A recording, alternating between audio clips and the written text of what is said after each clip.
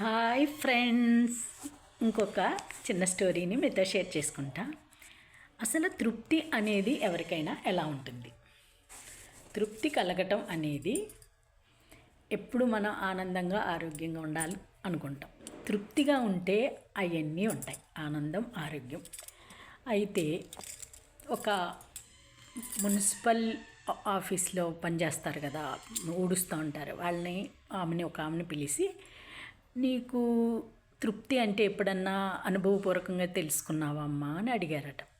అడిగితే, ఏంటయ్యా నాకు ఈ మధ్య ఇంకా ఎవ్వరూ లేరు, ఇంట్లో ఉన్న భర్త కొడుకు దూరం అయ్యారు, ఇంకా ఒక్కదాన్నే ఉంటున్నాను, శుభ్రం చేయటంలోనే తృప్తి తప్ప ఇంకేమీ నాకు తెలియదు. నేను ఒకరోజు అంతా శుభ్రం చేస్తూ ఒంటరిగా దిగులుగా ఉంటే అందరూ వచ్చి పలకరిస్తున్నారు, ఎలా ఉన్నావు, ఏంటి ఒంటరిగా ఎలా ఉంటున్నావు, ఏమన్నా సహాయం కావాలా అని అడుగుతున్నారు. కానీ ఎవ్వరూ సపోర్ట్గా లేరు. అడగటానికి కూడా నాకు సంశయంగా ఉంది. ఉన్నంతలో హ్యాపీగానే ఉన్నాను. కానీ నా మొహంలో చిరునవ్వు వచ్చి చాలా కాలం అయిపోయింది. ఎలా అంటే, ఇంతకాలం నుంచి ఒక నవ్వు నవ్వలేకపోతున్నాను ఏంటా అని నన్ను నేను సెల్ఫ్ చెక్ చేసుకుంటే, ఒక కుక్క పిల్ల నా కాళ్ళ చుట్టూ తిరిగి వచ్చి అది కుయ్ కుయ్ అంటుంటే నా దగ్గర ఉన్న రొట్టె ముక్కలు దానికి కొద్దిగా పెట్టి అలా సంతోషపడ్డాను. అయితే అది తినేసి రోజు నాతో అలా దగ్గరికి వస్తుంటే ఒక చిరునవ్వు వస్తుంది నాలో. అయితే ఏంటి, కుక్క పిల్లని దగ్గరికి చేరతీస్తే చిరునవ్వు వస్తుంది అనుకున్నాను. తీరా చూస్తే రోజు కొద్దిగా రొట్టె ముక్కలు పెడుతుంటే దానికి హ్యాపీనెస్, నాకు హ్యాపీనెస్. బాగుంది అని చెప్పి ఆ రోజు నుంచి మనం ఏది ఇస్తే అదే పొందుతాము, అలాగే మనము ఏది చేస్తే అదే అనుభవిస్తాము.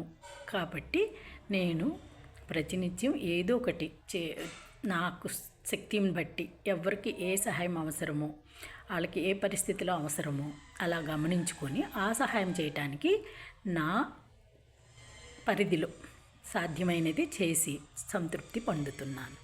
అలాగే ఆ మరుక్షణం నాలో చిరునవ్వు వస్తుంది. ఆ చిరునవ్వు వెనకాల అనంత ఆనందం ఉంది. ఈ ఆనందంలో నేను ఒంటరి దాన్ని కాదు, నాకు విశ్వం అంతా తోడుంది.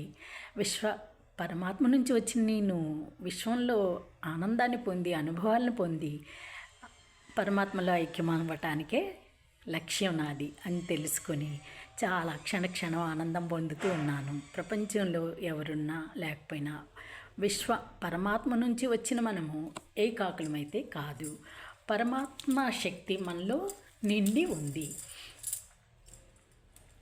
ఆ శక్తిని మనం ఉపయోగించుకోవటం నేర్చుకోవాలి. ధ్యానం వలన ప్రతినిత్యము ధ్యానము మన పని మనం చేసి భగవద్గీత అనుసారంగా అపేక్ష లేకుండా చేయటం వలన ప్రతిదీ ఆనందాన్ని ఇస్తుంది అని తెలుసుకున్నాను.